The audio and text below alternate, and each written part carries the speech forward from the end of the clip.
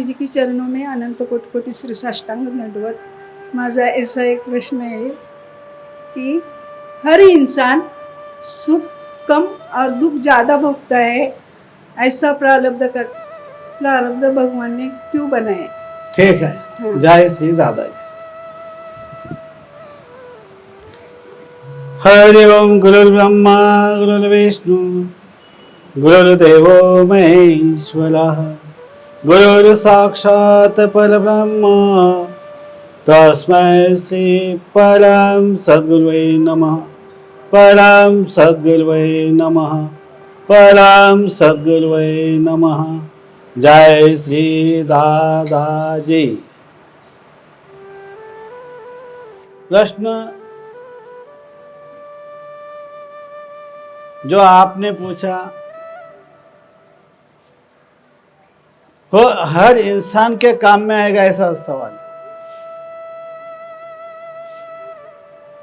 अगर प्रारब्ध का खेल बोलो, प्रारब्ध क्या है?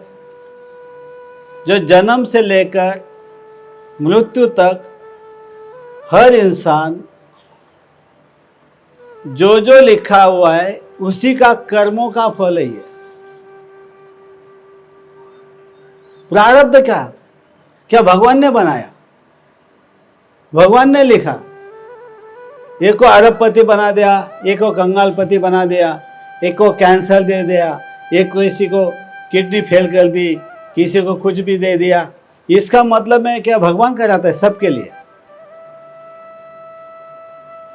भगवान कुछ नहीं करता, क्योंकि तो वैसे देखा जाए तो उस परमात्मा के सभी तो अंश है, सबके ऊपर तो प्रेम ही करता है, सबको सुख ही मिले, यही तो उसकी चाहत होती है। जैसे संसार में एक पिताजी होते हैं और 4 बच्चे होते हैं, चारों बच्चे के लिए उसकी कामना समान होती है। हर बच्चा अच्छा कमाए, उसको अच्छी बीवी मिल जाए, उसका संसार अच्छा हो, सुख से हो। लेकिन चारों एक समान तो होते नहीं ना। कोई क्लास 1 बन जाता है, कोई व्यापारी बन जाता है, कोई कुछ करता है तो कोई कुछ करता है, सब एक समान। लेकिन वैसे देखा जाए तो हर पिता की ख्वाहिश एक जैसी होती है। वैसे परमात्मा जो है, तो जिन्होंने यह सारा जहां बनाया, प्रेम से बनाया, सबके लिए उन्होंने जो जो भी चीजें उपलब्ध की है प्रकृति के अंदर, हर चीज सबके लिए समान है।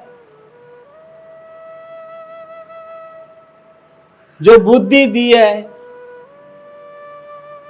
वो भी समान ही रहती है, लेकिन उसका उपयोग क्या करना चाहिए, किस तरह से करना चाहिए, क्यों करना चाहिए, ये हर चीज हमारे ऊपर है ना।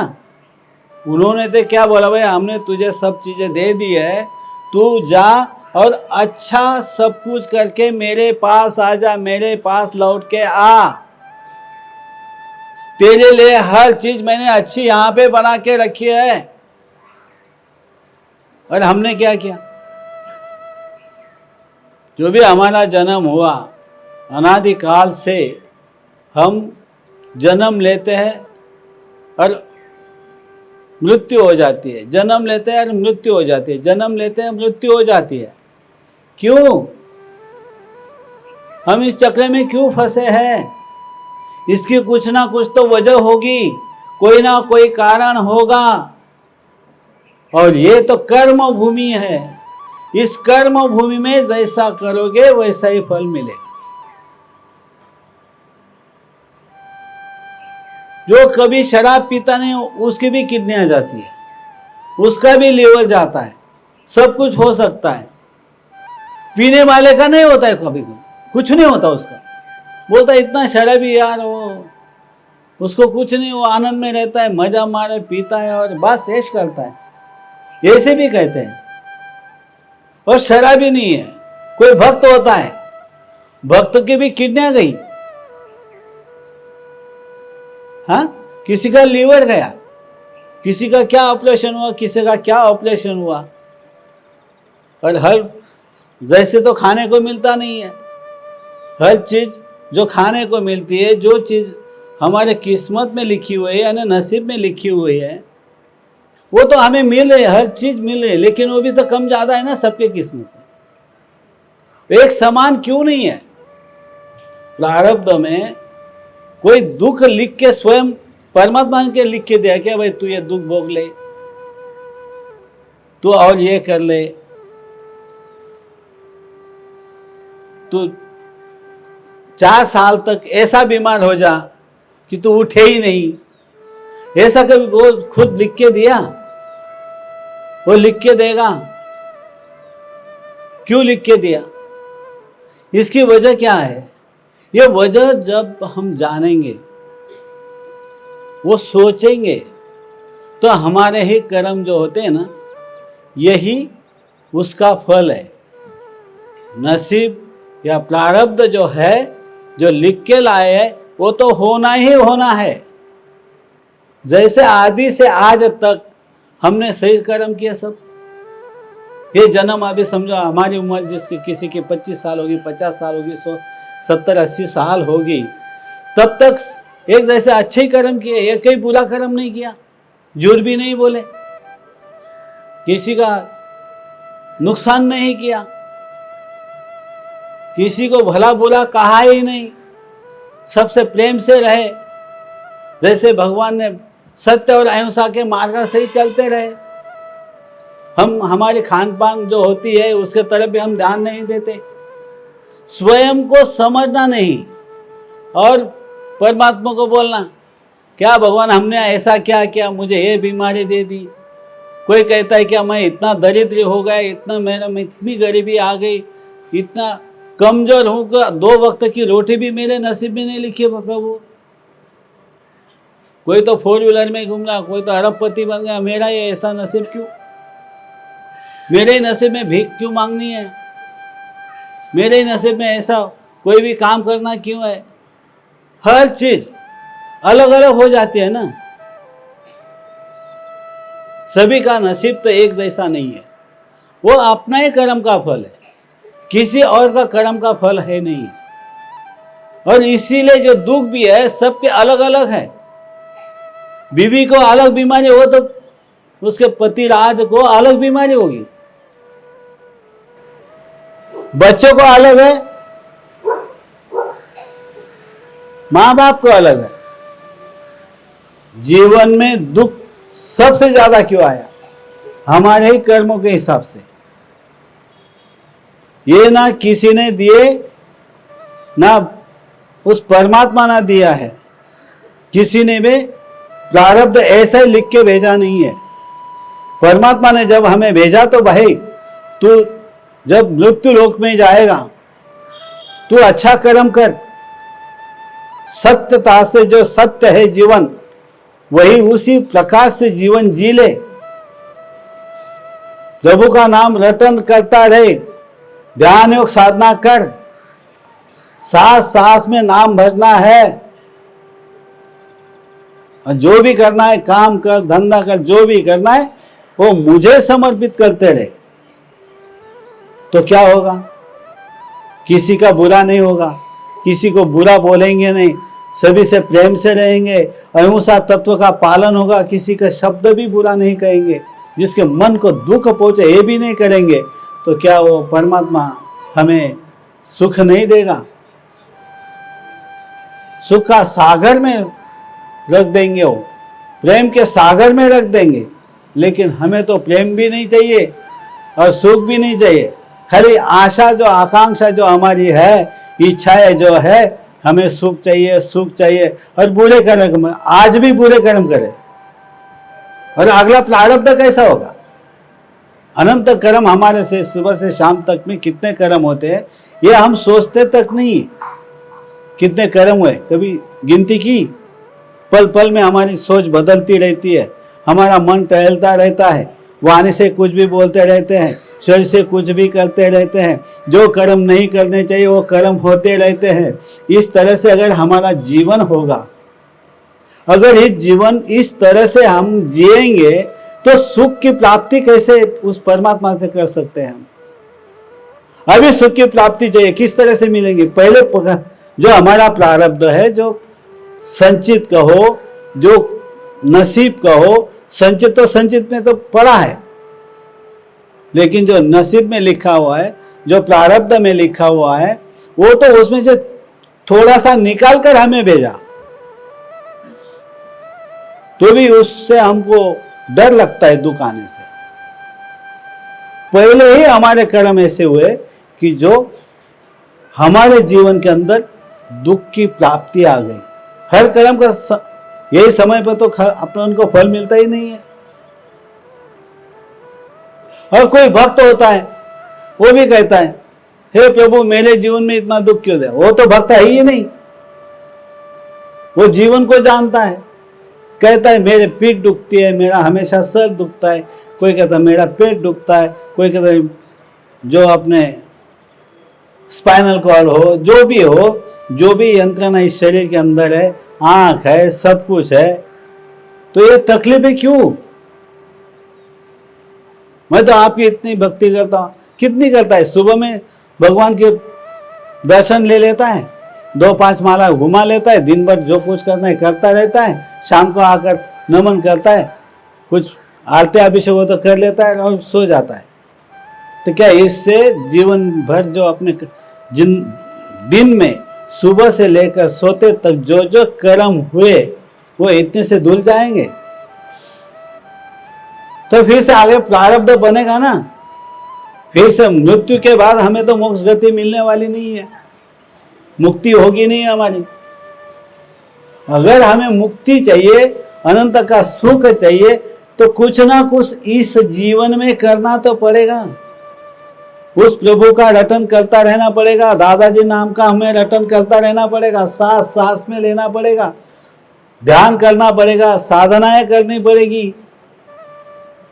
एक जीवन जो 50 साल, 60 साल, 70 साल का जिंदगी हमें उस परमात्मा ने दी है, इतनी जिंदगी में अगर सही ढंग से उस परमात्मा की अगर जो गुरु मिलता है अच्छा, तो उसके मार्गदर्शन से जाकर एक जीवन में भी मुक्ति पा सकता है इंसान, एक जीवन में। लेकिन वो जीवन हमें तो उस तरह से देना नहीं है। हमारी इच्छा आकांक्षा, जो इच्छा है तृप्ति के लिए, मनोकामना के लिए हमेशा जीवन जीते रहते हैं। मेरा ये हो जाना चाहिए, मैं क्वालिफाइड हो जाना चाहिए, किसी को बोलता मुझे क्लास 1 हो जाना चाहिए, कोई बोलता है मेरा अच्छा व्यापार चले, कोई कहता है मेरा छोटा सा है तो भी अच्छा चले। हर कामना बराबर रखते हैं, हर इच्छा बराबर रखते हैं। उसमें जो कर्म करते हैं अच्छे या बुरे, अपने परिवार से हो, अपने परिजनों से हो, या अपने दोस्तारों से हो, दुनिया में जो जो हमें मिलते हैं उनसे हो, हमारा व्यवहार कैसा है, हम किस तरह से व्यवहार से उसके साथ में रहते हैं, हमारा मन क्या बोलता है। मन के भी तो कर्म होते ही है ना, मन से तो सबसे ज्यादा कर्म होते हैं, दूसरा वाणी से होते हैं, फिर इंद्रियों से होता है। इंद्रियों से कम कर्म होंगे, लेकिन मन से और वाणी से कर्म कम होते हैं। हम किसी को कुछ बोल देते हैं, झूठ बोल देते हैं, अच्छे बोलते हैं, कभी किसी की किस तरह से मजाक कर देते हैं, कुछ भी कर देते हैं, वो भी तो भोगना ही है ना। अभी सामने वो नहीं मिलेगा, लेकिन बाद में तो आएगा ना। हर कर्म का फल हमें भोगना ही है, भोगना ही पड़ेगा। वो प्रारब्ध बन के आगे हमें और आना ही है। हमारे गलत कर्म हुए तो 84 लक्ष योनि भी जाना है, नरक की यातनाएं भी भोगना है। हर इतना चक्कर काटने के बाद उस परमात्मा की फिर भी कृपा हुई कि हमें इंसान का या मनुष्य का शरीर मिल गया। और प्रारब्ध जो है वो हमारा ही कर्म है, वो कुछ भी हमसे मतलब में, उनका जो भी सिस्टम चलता है वो शुद्ध और पवित्र है, सही तरीके से। हम खुद ही सही नहीं है, हम खुद ही सही ढंग से, हमारी सोच है ही नहीं। जब हमारी सोच ही अगर सही नहीं है तो कैसा क्या हमें जो भी मिलना है अगले जन्म में तो अच्छा मिलेगा, और संचित भी तो नष्ट करना पड़ेगा ना, वो शेष तो नहीं रहना चाहिए। इसीलिए उस परमात्मा की, जो भी ईश्वर की जो भी भक्ति करता है इंसान, जो भी भगवान की करता हो, तो वो कैसी होनी चाहिए? प्रेम भाव से, अंतर मन से बिल्कुल तड़प उसकी प्राप्ति की होनी चाहिए। तब जाकर हमारा कुछ कल्याण हो सकता है, कोई अच्छा हो सकता है, मुक्ति मिल सकती है। मुक्ति ही पाना है, मोक्ष गति को ही जाना है, तो वहां से ही सुख मिलेंगे। इस धरती पे हमारे कभी सुख मिलेंगे नहीं, क्योंकि हमारे कर्म ही अच्छे है नहीं। जब से हमारे आत्मा उस परमात्मा ने निर्माण की है, उसका तो सुपुत्र है, उसका अंश है, तब से हम गलत ही करते आ रहे हैं ना। सब सही किया होता तो आज हम यहां पे होते, ये शरीर मिला होता, हम कहीं ऊपर कोई मोक्ष में होता, कोई भगवान बन गए होते, कोई परमात्मा सम हो गया होता, दादाजी सम बन गए होते। लेकिन हम तो ऐसे बने ही नहीं ना, हमारी इच्छा वो नहीं होती है। हमें इस संसार के अंदर जो वासना है, जो इच्छा है, कामना है, वो तृप्त होना चाहिए, बस। इसी के लिए हम जीवन जी रहे, तो उसमें से सुख कैसा मिलेगा? मिल ही नहीं सकता, किसी को भी नहीं मिलेगा। जो कामना है, इच्छा है, जो भी हमारे मन के अंदर भाव उठ रहे अच्छे बुरे, उसी के लिए जीना अगर हमें है, तो कैसे का मुक्ति मिलेगी? इंद्रियों के लिए जी रहे, शरीर को कुछ नहीं चाहिए। ये मन ही हमें भटकाव है। मन का भटकाव ही सबसे बुरी चीज है। पहले मन जाता है, फिर वाणी से बोलता है, फिर शरीर से करता है। हर चीज जो भी प्राप्त होती है, वो चीज जो भी हमारा आज हमें मिली हुई है, जो भी सुख हो या दुख, ज्यादातर तो सबसे ज्यादा दुख ही है। क्यों मिले? हमारा पूर्व कर्म के जो खेल है, वही हमारे प्रारब्ध बन गया है, वही हमारे नसीब में लिखा है, और वही हमें सब कुछ मिला है। इसके अलावा दूसरा कुछ नहीं। खुद के ही कर्म है, किसी और के कर्म हमें भोगते नहीं, किसी का भी नहीं। बीवी हो या बच्चे हो या किसी का है, माँ बाप हो, जो भी रिलेशन है, उनके कर्म हम कभी भोगते ही नहीं है। स्वयं के ही कर्म होते हैं, खुद ही किए हैं, वही कर्म हमें भोगना पड़ता है, और कुछ है नहीं। जिंदगी मिली इंसान की, बहुत टैलेंट है, इस टैलेंट का सही उपयोग करेंगे, संसार सही ढंग से करें। ऐसा तो है नहीं हमें संसार करना नहीं है। जो भी हमारे नसीब में लिखा है, प्रारब्ध में लिखा है, वो आनंद से स्वीकृति करना चाहिए। सुख मिले या दुख, उसको स्वीकार कर कर उस परमात्मा में रहकर हमें अनंत का सुख पाना है, मुक्ति पाना है, वहां जाना है। वो भगवान का, परमात्मा का नाम रटन करना है। ध्यान योग साधना अगर हमें आते तो वो करना है, जिससे हमें अनंत का सुख मिले। हम तो ये शरीर को सुख मिले इसकी चाहत रखते हैं। जो शरीर तो मिट्टी है, आत्मा है तब तक ये शरीर चैतन्य स्वरूप है, तब तक जीवित है। आत्मा नीचे निकल जाएगी तो शरीर का मूल्य तो क्या है? मिट्टी है। और इस मिट्टी के लिए जी रहे। देखा जाए तो इस मिट्टी के लिए आत्मा, इसीलिए चैतन्य शरीर है ना हमारा। तो आत्मा निकल जाने के बाद ये मिट्टी है, आज चैतन्य इतना ही है। और मन जो है, मन तो हमेशा यहां से वहां से वहां टहलता ही रहता है, उसको एक जगह पे रुकना आता ही नहीं है। उस मन को स्थिर करने की जो प्रक्रिया होती है, वो भी हम करते नहीं है। तो किस तरह से हमारा आगे प्रारब्ध बनेगा। अगर सुख चाहिए तो प्रेम से रहना पड़ेगा, प्राणी मात्राओं के ऊपर भी दया करनी पड़ेगी, प्रेम करना पड़ेगा। हम तो खाली हमारे परिजनों से, हमारे जो परिवार में रहते हैं उनसे ही खाली हम माया का प्रेम करते हैं, वो भी सही प्रेम नहीं करते। कुछ ना कुछ कारण होता है, उस कारण से हम उनके ऊपर प्रेम करते रहते हैं। तो कहने का मेरा मतलब यह है, प्रारब्ध जो है वो जब आदि से आज तक हम कर्म करते आए, वो संचित में गया, वहां से कुछ निकाल कर हमें कृपा करके परमात्मा की, दादाजी की कृपा हुई, तब कहीं जाकर हमें ये मनुष्य का शरीर मिला है।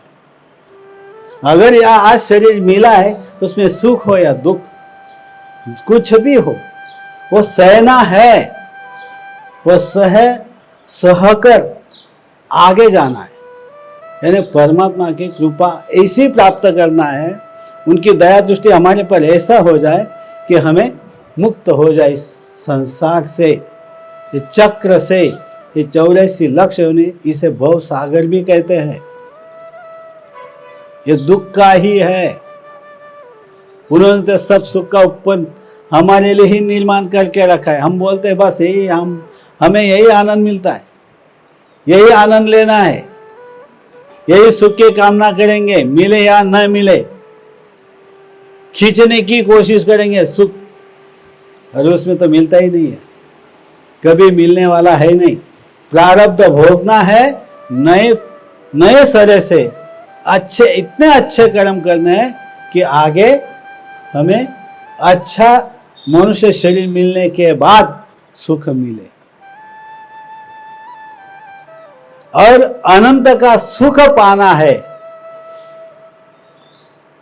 तो आनंद पाना है तो मुक्त होना पड़ेगा, मुक्ति भी खुद को लेनी पड़ेगी, मोक्ष गति में जाना पड़ेगा, वहां पे अनंत का सुख है, आनंद है, परम आनंद वही मिलेगा, यहाँ पे कभी मिलने वाला है नहीं।